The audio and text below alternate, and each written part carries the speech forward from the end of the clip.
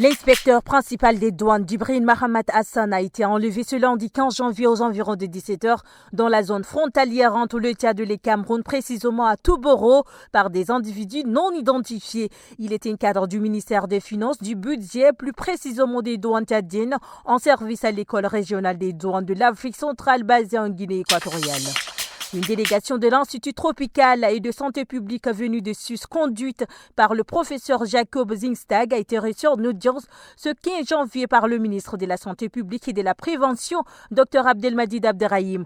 C'était en présence du coordonnateur du programme d'appui au district sanitaire au Tchad, PRATS, Dr Jean-Bernard Bangou. Les discussions ont porté sur le projet de l'élimination de la rage au Tchad. Le souhait du Dr Abdelmadid Abderrahim est que le vaccin contre la rage soit intégré dans le programme élargi de vaccination de routine une fois disponible dans le pays.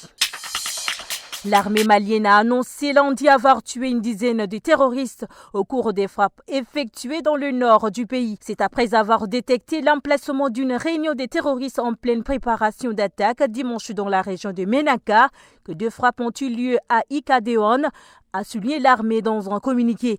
La première frappe a permis de neutraliser 2 véhicules, une dizaine d'occupants et de détruire des matériels de guerre, tandis que la seconde a permis de tuer plusieurs terroristes et de détruire un véhicule ainsi qu'un important dépôt de carburant et d'armes, a précisé la même source.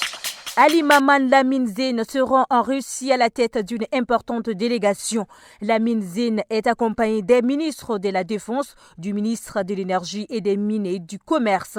Le Niger est en difficulté financière depuis le coup d'État et sous embargo international. Il entend diversifier ses partenaires pour mieux développer son pays.